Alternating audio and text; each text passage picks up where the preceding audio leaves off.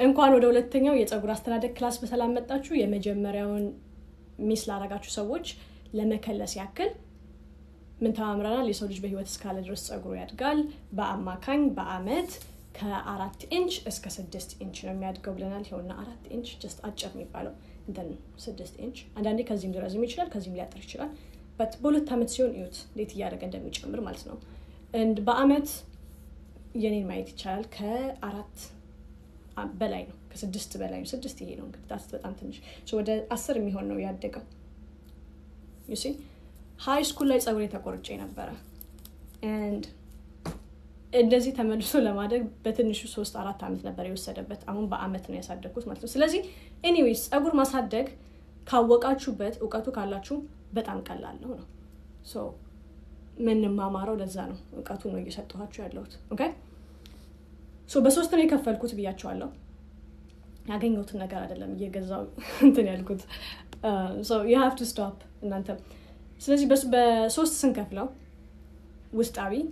ቆዳዊ እንዲሄኛው ነው ውስጣዊ ላይ ብዙ ነገር ነው የምንማማረው ብዙ ሚስጥሮች አሉ መውሰድ የምትችሉት በአፋችሁ የፀጉር እድገታችሁን በጣም ማፋጠን የሚችል ነገሮች አሉ ግን እሱን በኋላ ላይ ነው የምናወራበት ምክንያቱም ቤዚክ ነገሮች መጀመሪያ አንደርስታንድ ማድረግ ስላለብን ገብታችኋል ያደገ ፀጉር እንዴት አርጋችሁ ጭንቅላታችሁ ላይ መጠበቅ ማትችሉ ከሆነ ስቲል ፀጉራችሁ የሚነቃቀል ከሆነ ምን ነው ትርጉም you know ድንጋይ ላይ ውሃ ማፍሰስ ነው የሚሆነው ስለዚህ ብዙ ሚስጥር አለ ከውስጥ ጋር ብዙ ሰው የማወራበት እኛ በኋላ ላይ እናወራበታለን ዛሬ ላይ ግን ስለ ቆዳ ነው ላወራችሁ የምፈልገው ኦኬ ውስጣዊ ስንል ግን ኦ ማይ ጋድ ውስጣዊ ስንል ምን ለማለቴ ነው አንደኛው ጤናማነት ነው ያ ማለት ንጥረ ነገሮች እጥረት እንደሌለባችሁ ማረጋገጥ አለባችሁ ነው ኦኬ because እጥረት ካለ ፀጉራችሁን ጥፍራችሁን እርሱት ሰውነታችሁ በራሱ ስትራግል እያደረገ ነው በጣም ተቸግሮ ነው እየኖረ ያለው ስለዚህ ቅብጠት ነው ማለት ነው አይደለ እየየም ሲደላ ነው so ሚነራል ዲፊሸንሲውን ማስወገድ አለብን period ግን ከዛ በላይ ራሱ ግን ሰውነታችንን like ሙሙላት እንችላለን like በጥፍርና like ፀጉርን በሚያሳድጉ ነገሮች ማለት ነው so ዛሬ ላይ ይሄንን ነግራችኋል እናወራለን ብያለሁ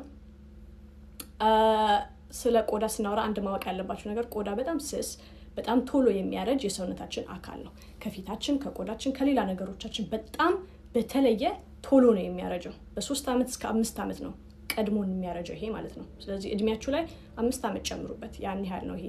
የሚያረጀው and ያ ደግሞ በተለይ ማትንከባከቡት ከሆነ በጣም የምታኩት ከሆነ ቶሎ ነው የሚላጠው ቶሎ በአይናችሁ አታዩትም ግን በጣም ዲጀነሬት ያደርጋል ነው ገብታችኋል እየተበላሸ ነው የሚሄደው so ይሄ በጣም ስስና ቶሎ የሚያረጅ ነገር ሰፖርት እያደረገው ያለው ነገር ደግሞ ይሄ ነው ይሄንን ደግሞ የሚደግፈው ዘለላችን የሚደግፈው ይሄ ነው ስለዚህ እንዴት ነው ማየት ያለባችሁ ይሄንን እንደ መሬት ኦኬ ገበሬ ከድሮ ጀምሮ እንደዛ ነው ይሄ አታክልቴ ይሄ መሬቴ ነው ብዬ ማሰብ የነበረው anyways and that kind of makes sense አሁን ብዙ ጥናቶችን እንትን ስልሳነብ so ገበሬ ምርታማ መሆን ሲፈልግ ምርጥ ዘር ብቻ አይደለም ሄዶ ፈልጎ የሚያመጣው መሬቱ እንዴት ነው ለም ነው ወይ ከአረም የጸዳ ነው ወይ ፈርቲላይዘር you know everything ማድረግ ይፈልጋል ስለዚህ እናንተም በቤተሰባችሁ ጥሩ የፀጉር ዘር ሊኖራችሁ ይችላል ለስላሳ ረጅም whatever ግን መሬታችሁ የእናንተ መሬት ጥሩ ካልሆነ ፀጉሩ አያድግም ኦኬ እዛ ላይ እንትን አይልም አይቆይም ስለዚህ ይሄኛው ነገር ባክቴሪያ አንደኛው ሌላ እንትን ነው ማይክሮባዮም like ኢኮሲስተም ነው basically ጥሩ ባክቴሪያ መጥፎ ባክቴሪያዎች በአይን የማይታዩ ነገሮች ይኖሩበታል ነው so ጥሩ ነገሮች ነው እኛ እንዲበዙ እንፈልገው መጥፎ እንዲበዛ እንፈልግም አንዳንድ ጊዜ መጥፎ እንደበዛ መታቆት በፎሮፎር ነው በጣም ዝም ብሎ የመፈርፈር የኔ ቢፈር አይፈረፈርም ግን ትንሽ አንድ ወር ሆኖ ታጸጉሬን ከታጠብኩኝ and ቅባት ቀባለሁ so it can be a little bit of build up ግን ያው ለአንድ ወር ራሱ በጣም ንጹህ ነው so ውሃ ስትነኩት ስታረጉበት የሚሸት ከሆነ የሚያሳክካችሁ ከሆነ